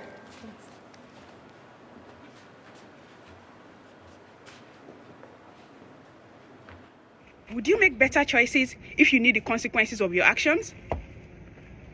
Hi, my name is Miriam Amzat, and I'm a student here at Northeastern Boston campus. Like me, thousands of students in the Boston campus and all other Northeastern campuses across the world make choices every day. We make choices about the food we eat, we make choices about the clothes we wear, we make choices about the type of transportation we take. However, sometimes these decisions are not sustainable. Sometimes these choices are not sustainable or environment friendly, and they lead to situations like this, where we have to clean up hundreds of single-use plastics every day. What if we could help people make better choices? And that is why we have the Northeastern My Emission Tracker. I call it MET. MET has been designed to increase awareness of sustainable action and push for behavioral change on campus. It has also been designed to tackle the problem of emission measurement for students and employees. The app is going to be built as an AI emission tracker app, which allows anyone with a Northeastern email to sign up on the app. So for example, this is Olivia. Olivia could decide to track her transport, food, and goods every day. Today, Olivia walked 2 kilometers and she saved 0.32 kilogram of CO2 compared to using a car, and she emitted 0.05 kilogram of CO2 equivalent. And so she earned 3.2 points.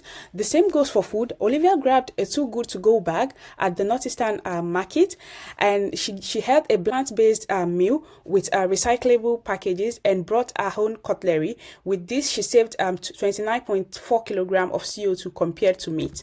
The same goes for food. The same goes for goods. Olivia can estimate how much each of the decisions she makes, how much it affects the environment. The app would also be built in such a way that it would have pop-ups like this to remind people to pick up the Too Good To Go bag, to make use of the Northeastern compost and other things as well. Additionally, it would have suggestions about how people can reduce emissions, and this would go into a web page in the Northeastern Sustainability Hub website. And then there's going to be a place for Olivia to redeem her points. Right now, she has 5,500 points, and if she has 6,000 points, she could redeem that for a tote bag and also for other things as well.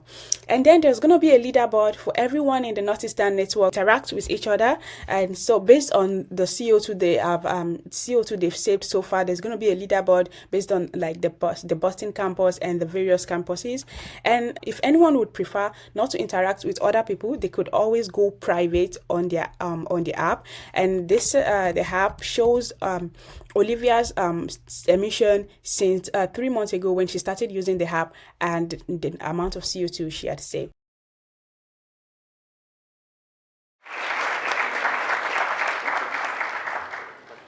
Any questions from the judges?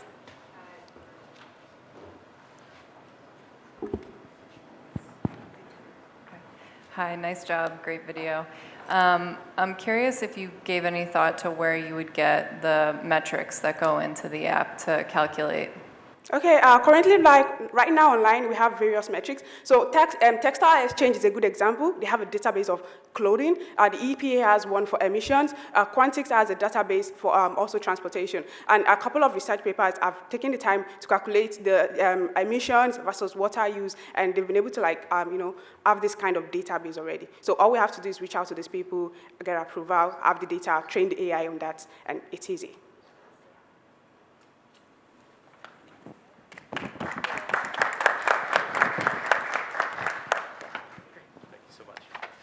Okay, as we mentioned before, this was a global Northeastern campus competition, and so for the next three, the finalists can't be here in person because they are in one of our other campuses. So I'm pleased to say that our next video is called Sustainable Labs. It's from Wayne Zhou and David Treadwell in Seattle. Hi, we are two students from Northeastern University Seattle campus. My name is Wayne. My name is David. So today we are recording our video for Sustainable Innovation Week 2025, and our topic is about sustainable labs.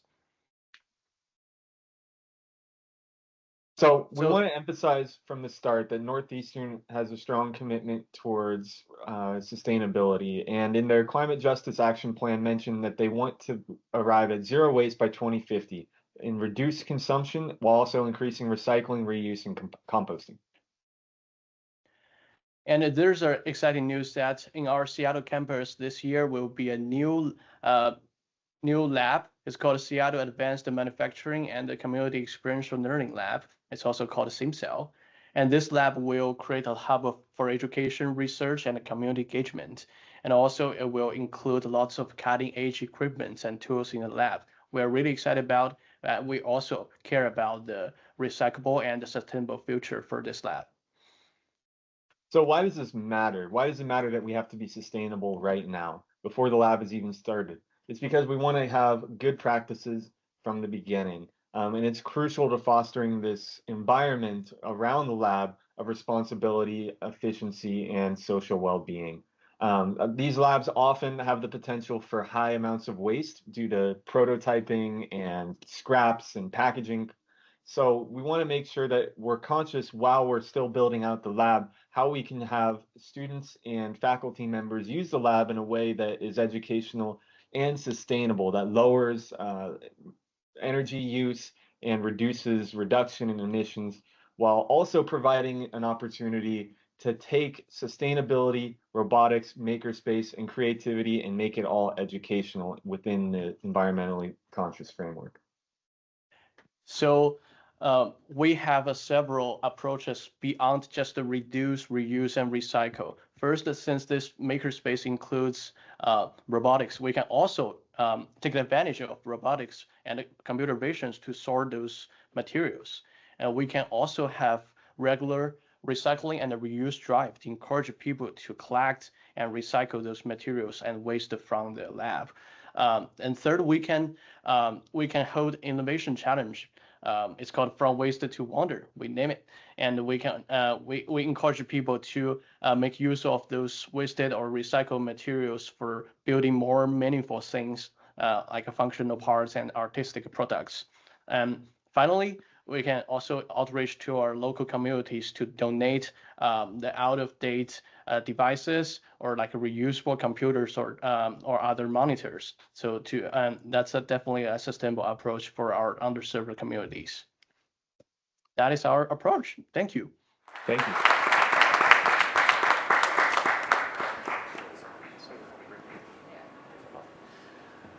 Okay, so our team is online, so let's see if we can bring them up, and then we'll have some questions for them. So it's a great idea. I love the idea that it extends to local community. I think that's terrific because everybody has to understand what the intent is of doing things differently than they might have been done before. And I love the idea that you're talking about early in a project. But so you have a specific project, it's a makerspace lab. How would you scale this to other capital projects and other labs? I think it is a good question. Actually, because this lab is the first one in Seattle campus. Actually, I think this is also like an extension from other labs, like the labs from the Boston campus. Actually, we don't have like a really specific plan yet, but I think this is like take some time to build like rules or like a specification or standards for like a recycling or reuse for the lab. But I think we can definitely learning something from like our main campus or other like successful projects, successful recycling practice from other universities or organizations. And if we are doing well, like integrating these ideas in our Seattle campus lab, we can extend those to our other like new labs or other organizations. Okay, thank you. Excellent, thank you. All right, and our fourth finalist, yes, give him a round of applause. Our fourth finalist is also joining us remotely today, Kruti Shankar Hage, and that project was on e-waste. Here we go. Hey, a quick question. Have you ever heard of e-waste? Yes, I've heard of e-waste. Mostly it's my mobile phones and old laptops. Right. So e-waste are any discarded electronics or gadgets. But have you ever recycled them? No, I usually trash them. See, that's the problem. Most people don't know what to do with their e-waste. So it just ends up in landfills polluting the environment with toxic chemicals. So to understand how big of an issue this is at Northeastern, I conducted a survey. So this is the survey that I sent out to our Huskies. And here are my results. 82% of the students just don't know where to recycle their e-waste, and 85% said that they would recycle more if it was easier and available on campus. This shows a huge gap. We need a simple and accessible solution to help students dispose of their e-waste the right way. And here is my proposed solution. Northeastern E-Waste Hub, a campus-wide system that makes e-waste disposal easy, rewarding, and most importantly, sustainable. We will place smart drop-off bins in high-traffic areas like Snell Library, Curry Student Center, and all the dorm lobbies. And here is how it works. Students can drop off their old electronics into the bin, scan the QR code to log what they recycled, and later they can earn some points that can be used for printing credits, discounts at campus cafes, or even some other type of incentives. And these bins, they will be designed to sort e-waste into 3 types. Type 1, reusable electronics that are sent for repair or donated to the students in need. Type 2, recyclable electronics that are later sent to the certified e-waste recycling centers. And type 3, hazardous items that are handled with care. So, with this system, we can make e-waste recycling simple and accessible for every student on campus.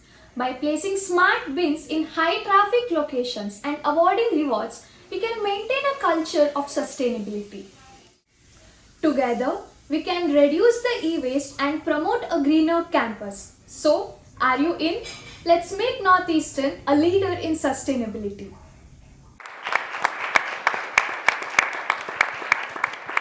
Amazing. All right, any questions? So in the city, we have something sort of similar. We have what we call fix-it clinics, where we have different areas across the city, across different neighborhoods, that people can bring their toaster ovens, computers, whatever it is that doesn't work anymore, and fix it, as the name implies. So just curious if you have any thoughts on particularly the first stream of donating said items.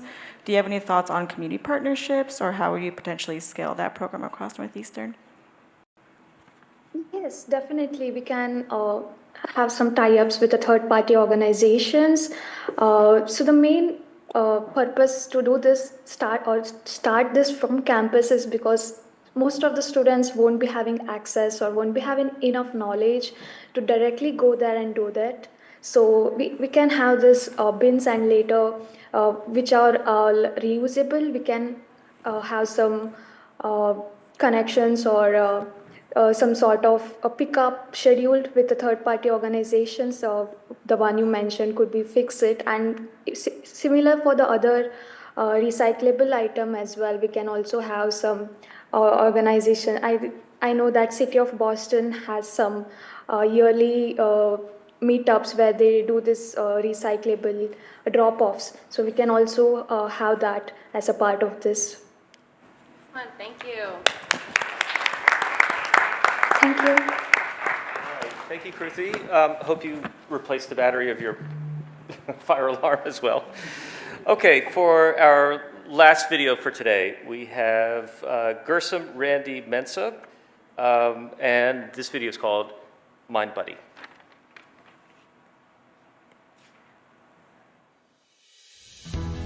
University life can be overwhelming. With rising rates of stress, anxiety, and isolation, students need support now more than ever. But what if we could address mental health while fostering a culture of giving and community engagement? Students are facing a mental health crisis, with many feeling isolated and disconnected.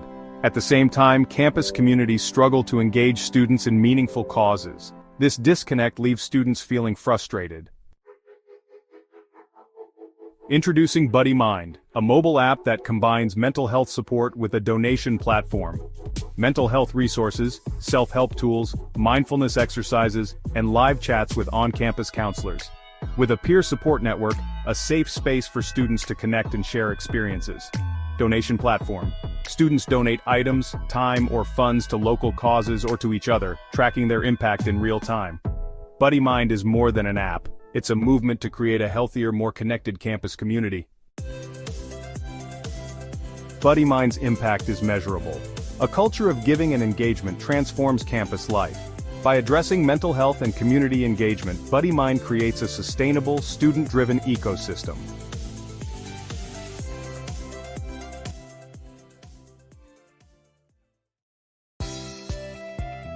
Buddy Mind is more than an app. It's a vision for a better campus. Join us in building technology that listens, heals, and supports, creating a sustainable future for all.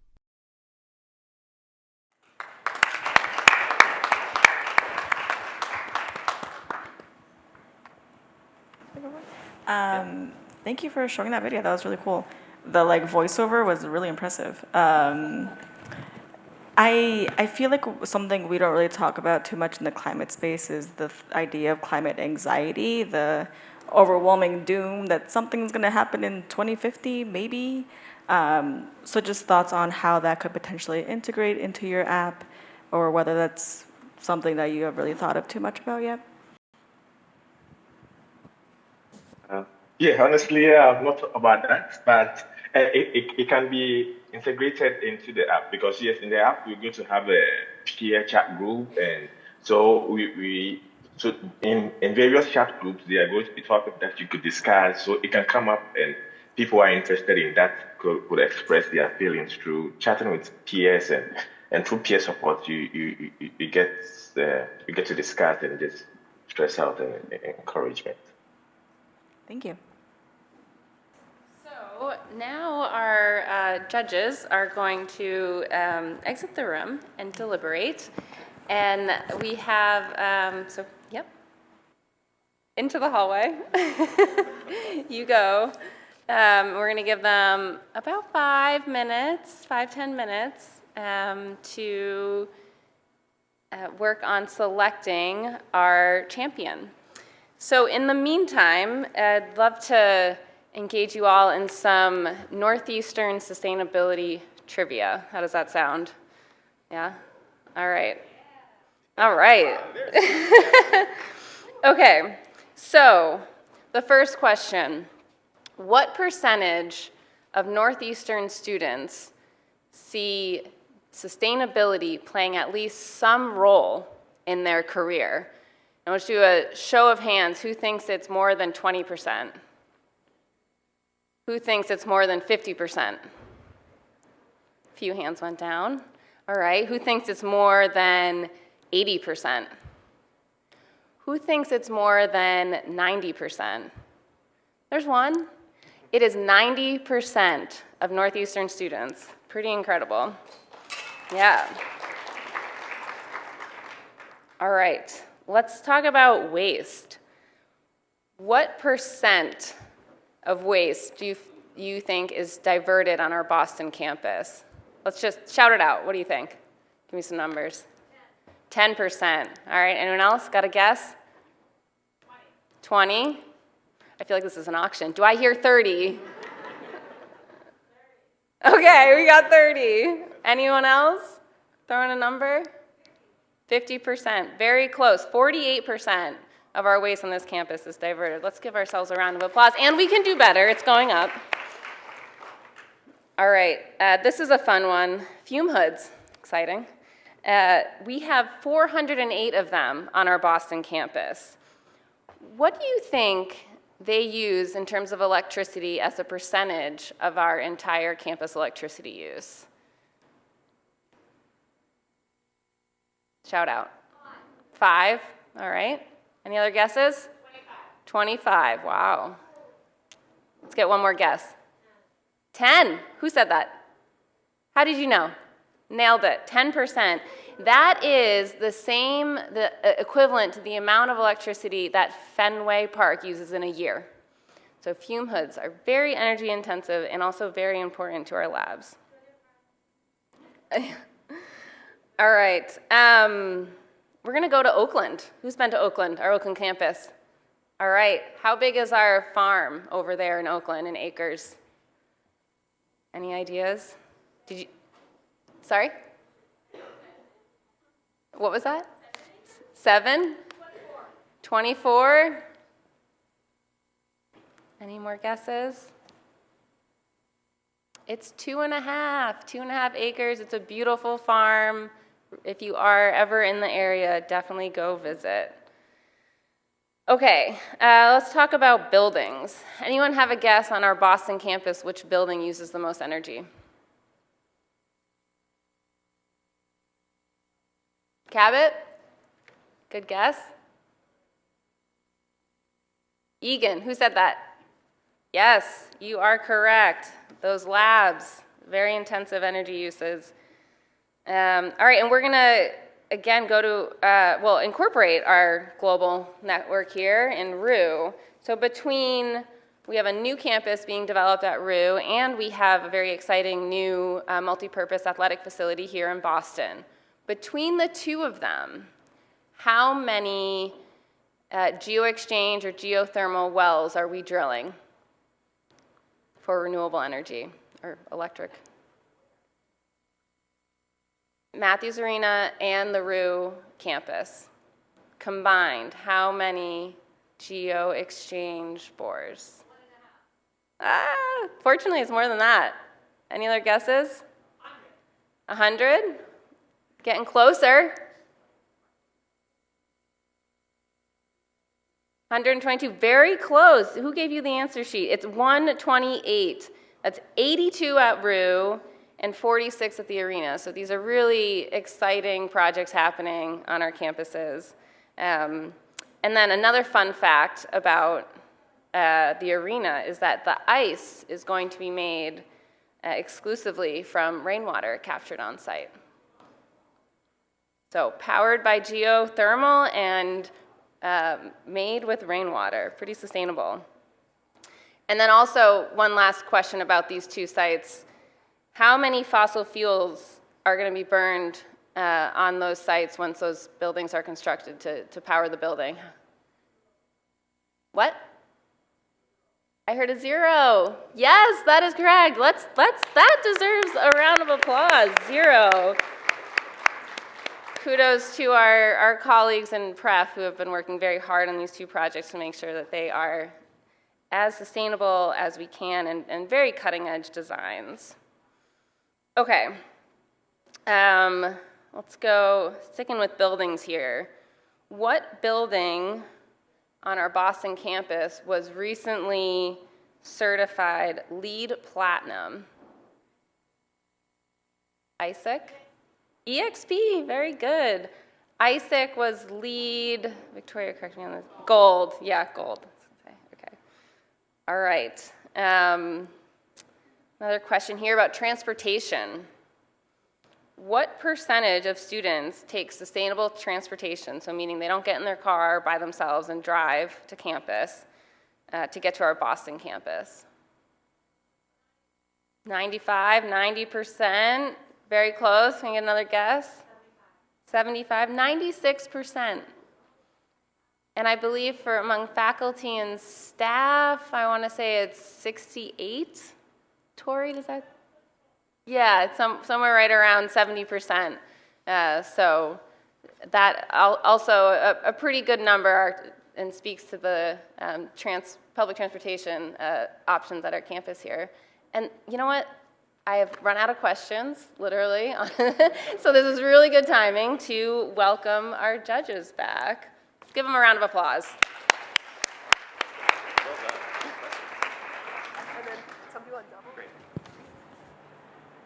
All right, first off, thank you so much for having myself and my colleagues here to clearly judge these incredible initiatives. And I realize at this one distinct moment, I will either be the most loved or most hated person in this room. So with that, I think we as a group are ready to announce who the winner is. So I should go ahead and do this.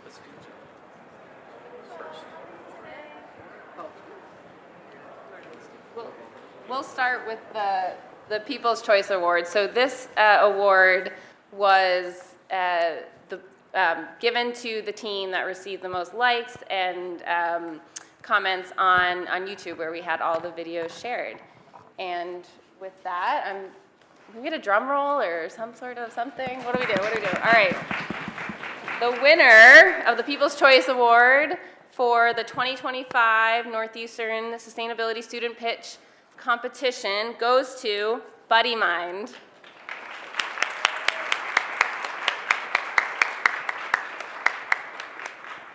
Congratulations, Randy.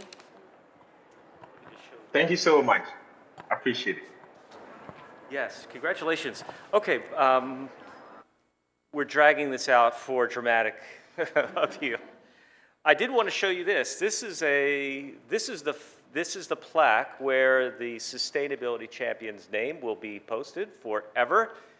The plaque says Northeastern Sustainability Innovation Champions, and underneath it says, these champions have risen to the top of our annual Sustainability Innovation Competition and represent Northeastern's spirit of ingenuity, inspiration, and passion towards creating a positive impact. This will be placed in a very prominent location. Our very first winner will be right here at the top, and we hope that we will continue to have this for decades and decades to come. And so with that said, we're very pleased to have the very first winner of our 2025 Sustainability Champions Innovation. Okay, so with that, this was an incredibly difficult decision for us to make, with clearly score clustering around. And though this group did win by 2 additional points, we would like to recognize Sustainabite, reducing food waste in the Northeastern Dining Hall, as this year's winner.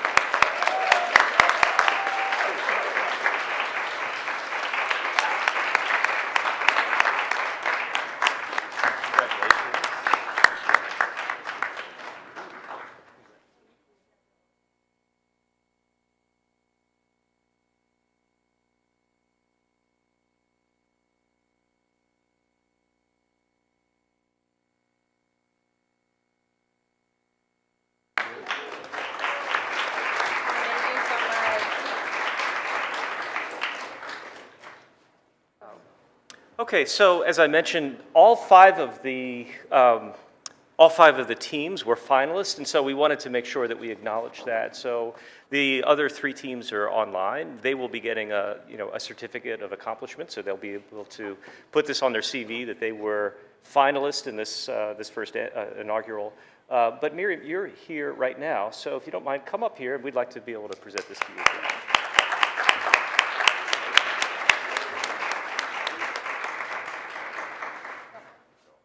Get a photo later. Okay. All right, so that is the end of our student competition. This was the first of many to come, and congratulations again to Sustainabite, our first and inaugural Sustainability Innovation Champion. We'd encourage you to get a little bit of food and get up and walk around, because now we will officially begin the expo, Sustainability Innovation Expo, right here in this room. All of these people and these desks are filled with members of our Northeastern community, and they're doing really great, wonderful stuff. And so I hope that you'll spend some time and meet with them, share your ideas, and talk with them. So thank you, Leah. Yeah, thank you, Davis. Thank you, everyone. And let's get one more round of applause to all the participants, online, in person, and the other participants who also had great pitches as part of the competition. So thank you all so much. And please stick around.